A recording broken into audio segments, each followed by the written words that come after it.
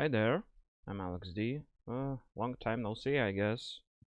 It's been a while, quite a while. So much a while, in fact, that I don't even know how I sound like because I got a new headset, a sexy haircut, I guess, and a chair that isn't a freaking wooden torture device that I had previously. You see, it can actually, rotate and move freely.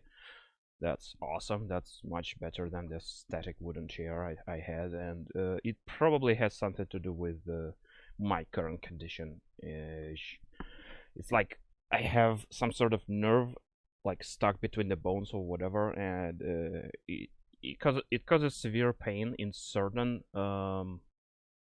positions. Yeah, so I cannot even fully enjoy this new chair, but yeah, it's fine. It has a nice pillow underneath. Yeah, exactly where it needs to be, honestly.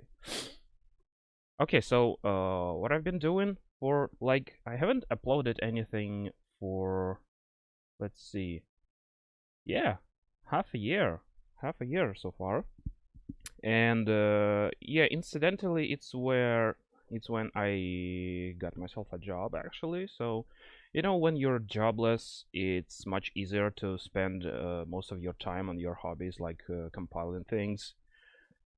And yeah, when I forgot what I was going for with that, but yeah, I kind of feel like I should release every now and then something, because otherwise I'm as good as dead, because all I do is reply to some comments like, are you gonna update this and that, and maybe make something else. Yeah, someday, and the someday just doesn't come. And what's with the Reddit picture over here? I'm not really a Redditor, I just have some sort of account so that I can open NSVW Reddit memes or whatever. It is so unused, in fact, that I had an unread message that is like, Reddit will soon begin using self-disclosed gender data to personalize ads on our platform, yada yada. This will take effect on April 24th. Today is April 16th, and I'm like, so I have time? No, I don't. This was a year ago, and this was an unread message from that time. Yeah, sent 1 year ago. So basically, I'm not a Redditor, don't look at me funny. So yeah, funny thing, I was kind of, in love. Sometimes I'm like, this particular gun is a very sexy one. I should probably compile it. And next thing you know, I was thinking about an MP9 or a Steyr TMP or whatever, from that kind of family. And the next thing you know, they add this particular thing to this train wreck of a game, complete with the sexy animations and everything. And of course, it's got ported to L4D2. There's been some drama about stealing, because when somebody takes a mod and compresses the texture, so it's 20 megabytes instead of 60, which is good because this game is 30-bit, 32-bit, and yeah, it runs out of RAM at like 4 gigabytes or something. And if you have a lot of mods, especially RNG mods or 4K mods or whatever, if you have all of that, at some point the game will just run out of memory and crash. So it is well advised to, the modders to actually have some sort of humility, I guess, with their mods, because when every single mod they make is like 200 megabytes, and you're trying to subscribe to a collection which has a dozen of them.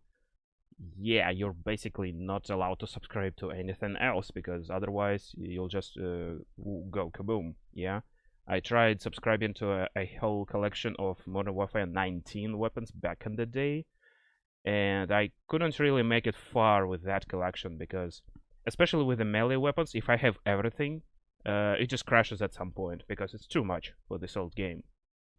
On this old version of the engine, anyway, there are versions of the source engine that can handle a lot of textures and everything, like 64 versions of Garry's Mod or whatever, maybe Source Filmmaker, I guess.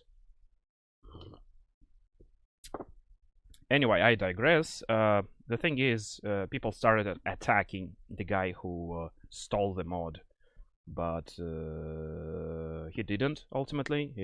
He just he left the link to the original mod and like support the creator. Here you go. Here's the original mod. He makes good shit.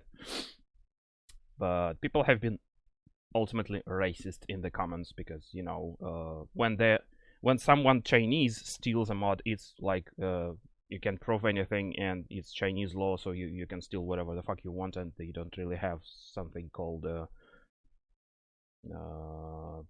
like copyrights or whatever. It's kind of weird in that place. But when a white pig steals one, yeah, they're gonna be racist, and it's crazy. You'd think only white people can be racist, but you would be fucking mistaken on this one. Anywho, I actually got source files for these animations in L4D2. It has RNG animations, like reloads, several deploys and everything. And I was thinking to make a bunch of SMG mods, which includes the regular SMG, the Uzi, the suppressed one, and the MP5 as well, because there is a lot of reload animations to pick from. And there are two versions, with and without grip. In case I have both of them, because I can't really remember. Okay, I'll look into that. So yeah, this model is kind of almost correct, but it has some artistic liberties, of course. Like the iron sights look like they are mounted on the Picatinny rails. The stock is different. Obviously, there are some artistic liberties here and there. Some weird things. I'm not exactly sure what this is supposed to be. This fire selector looks like the one you can find on an MP9 Navy model. I think that's the one that actually has a separate fire mode selector.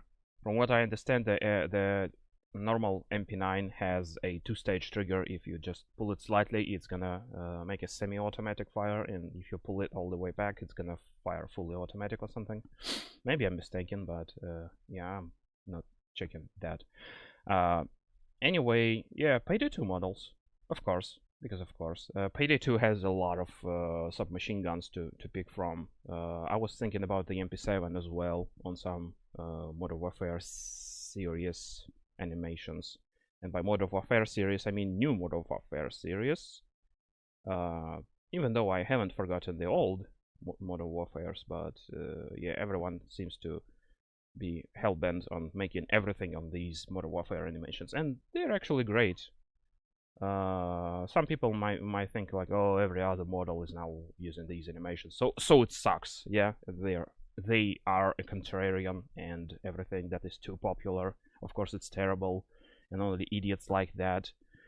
It's subjective, of course. It gets annoying at some point if every other pistol model uses L4D2's animations, for example. Yeah, it happened to me, and it will happen to you. You know, this kind of thing. Something goes out of style, something gets old, etc. But something is forever, I guess.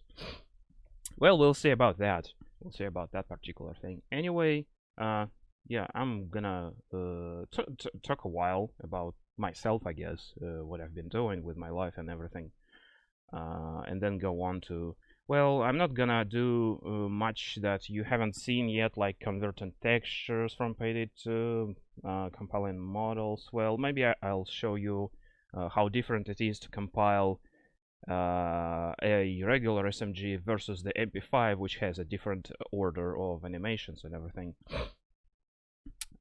Yeah, that's probably gonna be more interesting than anything else, but also how to assemble the model without, you know, importing every single part into 3ds Max and then, you know, moving them here and there, because yeah, there is there is actually a way without that weird conversion, but it involves Blender. Almost everything really involves Blender. Blender has a lot of various plugins for importing and exporting things. And honestly, I'm an idiot for picking 3ds Max back in the day, all the way in like 2000. Oh my god, 2000 something. Yeah, when I was trying to make gun mods for Counter-Strike Source, like, and whatever. So it goes all the way back to 2000. 7 maybe. Yeah, so that was my first exposure to 3D modeling software. And I haven't done much really. I was more occupied with school and stuff, and unfortunately, yeah, that takes a lot of. You can't just download the program and tell it make this, press a button, and it just makes that. It's probably more and more possible today with AI tools and wherever. But back in the day, you really needed to learn this, learn that, get some plugins, get some add-ons, and some basic understanding how the file system in the Windows operating system works, etc., etc. And that you don't just throw zip files into your game folder and expect it to work. No, you have to unzip it, install in a specific place, maybe replace some files, maybe add something to the INI files or text files or whatever. It seems basic for me today because I almost take things for granted that some people are seeing for the first time in their lives, and sometimes it's like, no, you need to extract the zip file. How do you do that? What is a zip file? Why does it even matter? Yeah, and when such a person asks you to help them make a mod, it's usually not helping make a mod. It usually means make a mod for me, and I'll credit you on my workshop. Yeah. Okay, I digress again. So yeah, I have a job now, so I'm spending less time on modding L4D2 weapons and whatever. But I kinda am sliding towards Payday 2 modding because Payday 2, I don't know. It has terrible gun sounds, specifically firing sounds, and a very quirky system with every gun has 3 suppressor sounds, yeah, and not just sound sets, yeah. So the regular firing sound is 3 or 5 or 4 sound files, yeah. And then there are 3 suppressors, 3 different suppressors: big, medium, and yeah, the other way around. Big, medium, and small, anyway. And they have different sound sets as well, usually 3 of them, sometimes 2.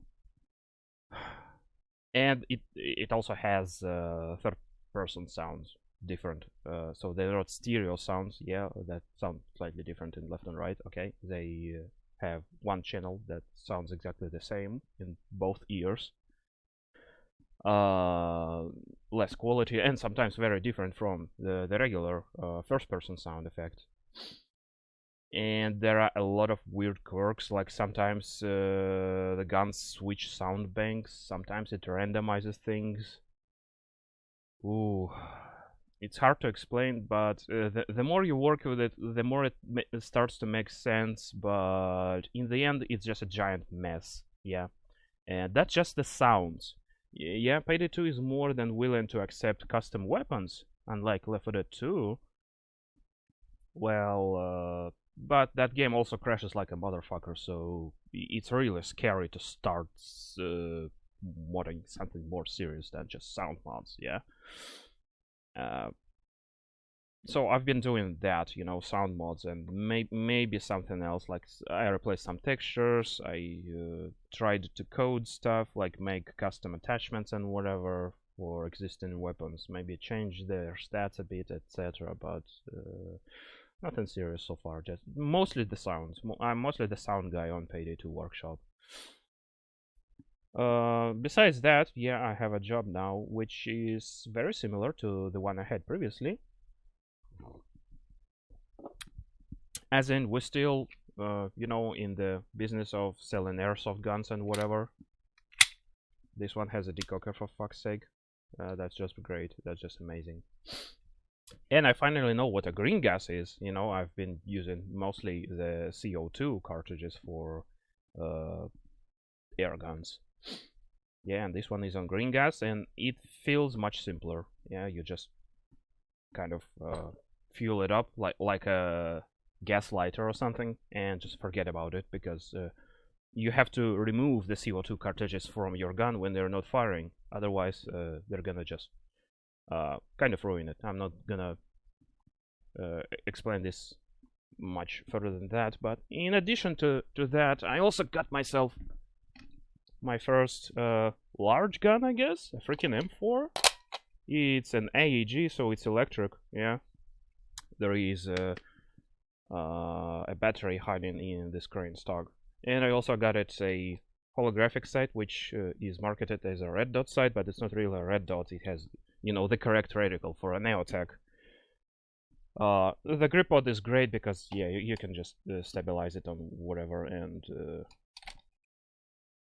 so it's pretty awesome. I basically have a dream job, well, for me anyway.